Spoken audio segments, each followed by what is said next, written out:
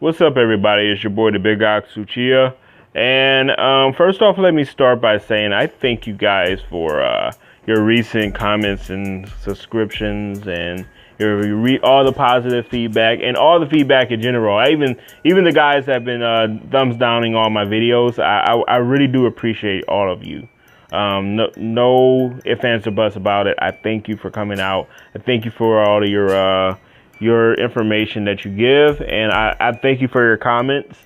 And I've been appreciative of all of the feedback I've been getting and all of the information. Okay, what I want to talk to you today about is the Universe 6, Universe 7 Saiyans. Just the full-blooded Saiyans. This has nothing to do with the half-breeds, but we're going to say that it does, in retrospect, affect how we look at the half-breeds. Okay, so in this case, let's just for now talk about the full-blooded Saiyans from Universe 6 and Universe 7. Okay, and I want to talk about why are they so different. See, everybody has been kind of talking about how, you know, Kaba was able to teach Khalifa how to go Super Saiyan just by realizing that there is a way that the energy swirls in the spine. But he did not respond to a need or a want. He was able to naturally just figure that out. And Khalifa was naturally able to go Super Saiyan without anybody responding to any type of need, like Vegeta did with Kaba, or how Vegeta and Goku had to do in order to become a Super Saiyan, okay, to ascend to that level. But they seem to be able to go Super Saiyan, and not only were the girls able to go Super Saiyan, they're able to take their power, and they're able to realize that this power is so overwhelming that it can take you to, she said it kept overwhelming inside of her. So it's something that makes them different, and we're going to talk about what that is. And I'm going to base this on a scientific notion that makes really good sense in this information to me. It comes back to a good old thing called habitat. Okay, habitat is, by definition, and this is what I'm going to place right here, is by definition the natural environment of an organism, the place in which it is naturally for it to live and grow. And I think one of the reasons why Universe 6 had such a hard time becoming Super Saiyans is not because of the response to a need like Goku thinks it is, but because of the habitat and the natural habitat to which both grew up. Goku grew up on a planet that was not even his own, so he doesn't have any desire for Saiyans at all. Like, he has no, direct contact with Saiyans. In a sense, you would say Goku is only Saiyan by blood and not by choice or by lifestyle. Okay, he can't deny his Saiyan nature. He can't deny what is instinctive to him. That's biotope. That's the things that you can origin point, that you can go back to look at a person and see what they are like. Okay, and if I'm wrong, you can tell me in the description, in the comment section below, how that works. But naturally, your habitat is what creates the environment for you to be the best that you are. People who are from the islands, for example, can come up here and feel a certain type of way in the Midwest when they come up here, because this is not their environment. This is not their natural environment. They can excel, but it's not going to be to the degree that it could be natural to them, because it's not where they naturally grow at. The Universe 7 Saiyans, Goku and Vegeta being taken from his planet, the planet Vegeta, and basically raised in space, was not really on the planet Vegeta all the time. However, we can go to the Universe 7 Saiyans and look at the fact that none of them were able to reach the Super Saiyan mark, and it was a legend, okay? And this legend was so beyond belief that they didn't even believe that they can make a certain level of power. Even the idea of Goku being in this base form strength that he is now is like far out of their minds. None of them believe that they can be as strong as Frieza, for that matter. It was by legend that any Saiyan could get to that strength. And why is that? And I think the reason is because of where they were living. The original Saiyan planet was destroyed by the Super Saiyan, or by whatever legendary issue that happened.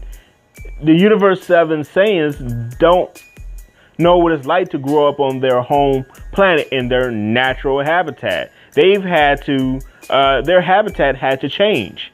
And they grew up on Vegeta, where they don't have the same resources, and they spend most of their time in war and separated and segregated and not being able to excel at what it is they had to do, and they had to make the best of their situation. That being said, they're not as strong or as able to reach the level of power that they could reach, because they haven't had a chance to truly evolve in their natural habitat. They had to evolve, in a sense, in a zoo.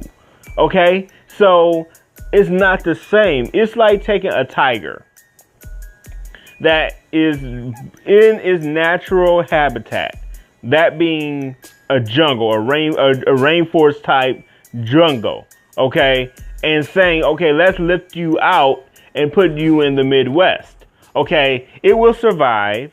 It will do what normal cats will do. It will do what it needs to do to eat and to stay warm. It will probably grow a layer of fur just so that it can stay warm in the wintertime. It will do things, whatever it needs to do.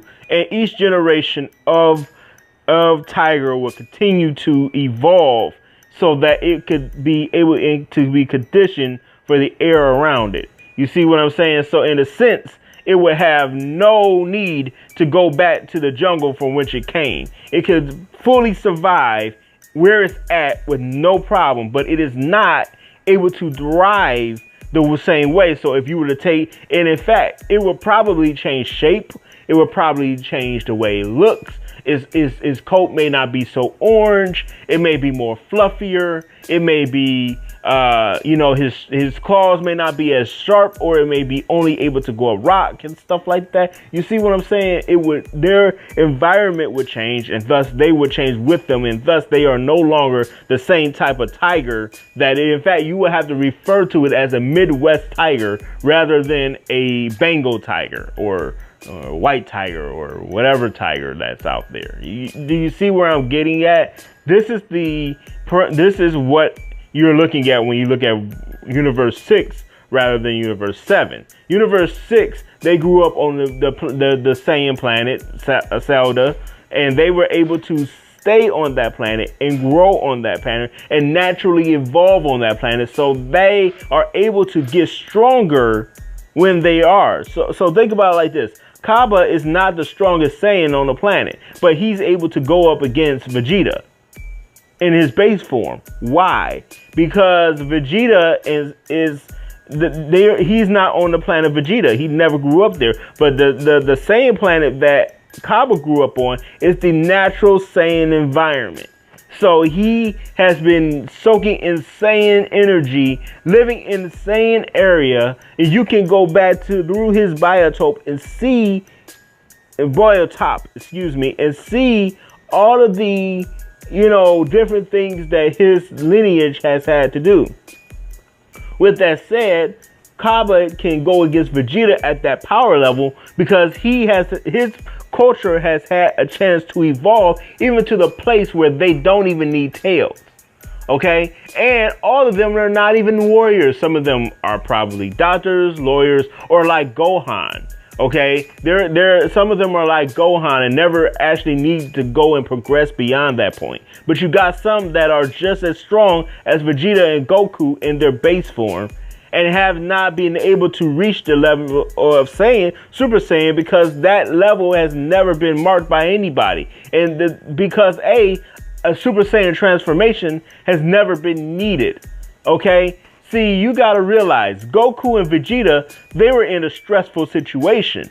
That situation, working under Frieza, or even under the idea of Frieza, they had to reach a level that would be able to handle such a power like Frieza. So their power would had to be coming from a need as opposed to a want or some type of physical stimulation. As opposed to, you know, and look at all they had to go through, really, when you think about it. They had to die a couple of times. They had to get near death. They had to continue to do things to build themselves, to become a better Saiyan warrior, while Kaba and them, they just continue to train.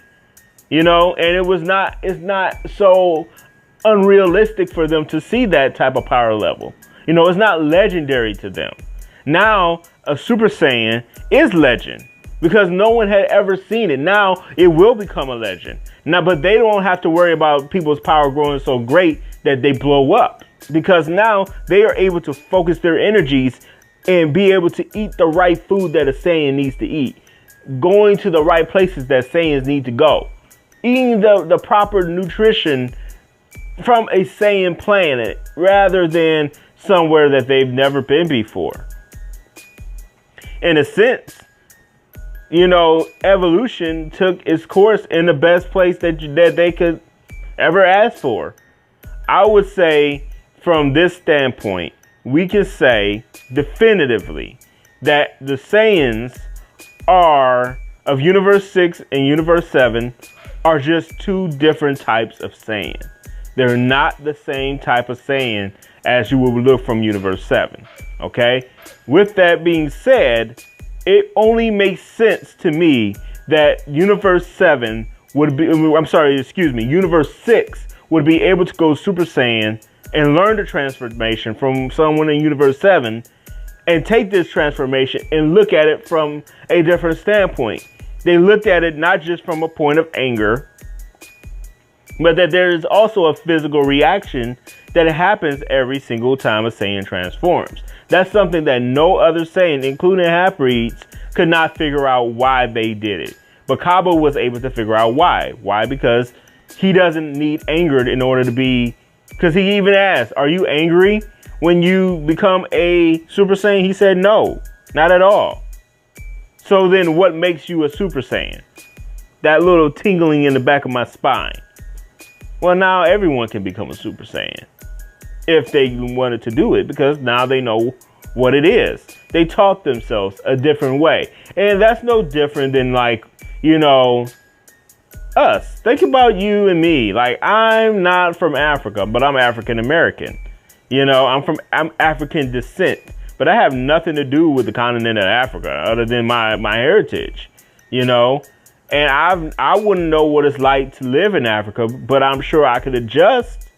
But it would be a huge culture shock to bring me out of America and put me into Africa and then just say thrive and survive.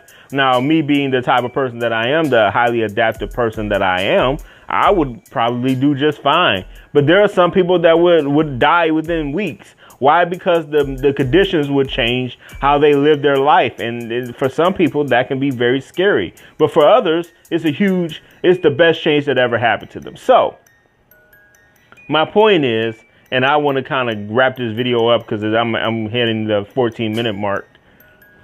I would say Goku and Vegeta and Kaba and Khalifa and Kale are all doing it the way that is best for them and their Saiyan heritage, from which they see it.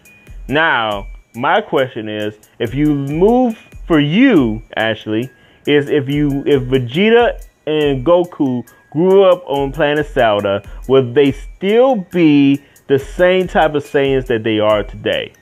Please leave your comments, rate, subscribe, and thank you for coming out to the Big Asu Cheer. Ooh, cheer. Bible and anime. Having a great day.